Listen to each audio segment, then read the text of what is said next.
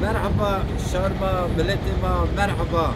Meydan desponj tebuz demokrasi meydanira harbetra merhaba. Zaf selam u zaf kelam. Euro meşte yani sabay o bir. Matya sersoy saat desyon yemet şon haton des no. Yani to saat hoteşon matya stan doğru. Maşallah harpiyetijma stanma vallahi detiyam olur. Xeylek imza matat kere bana çimam mevece masum nevra vece. Merhaba kıymetli vatandaşlar, saygıdeğer halkımız, hepinizi saygıyla selamlıyorum. Ben Demokrasi Zamanı Partisi Eş Genel Başkanı Ali Demirel. Bizim burada görüyorsunuz standımız var.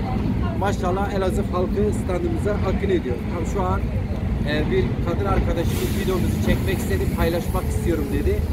Biz de kısa bir bilgi veriyoruz. Bugün, yarın yani bugün Cuma günü 22 Ağustos, yarın 23 Ağustos, Cumartesi ve Pazar günü 24 Ağustos olmak üzere 3 günlük burada standımız var. Sabah saat 11.30'dan akşam 19'a kadar. Hepinizi bekliyoruz. Saygıyla, sevgiyle selamlıyorum. Dilimize, kimliğimize, ülkemizin demokrasisine sahip çıkın efendim.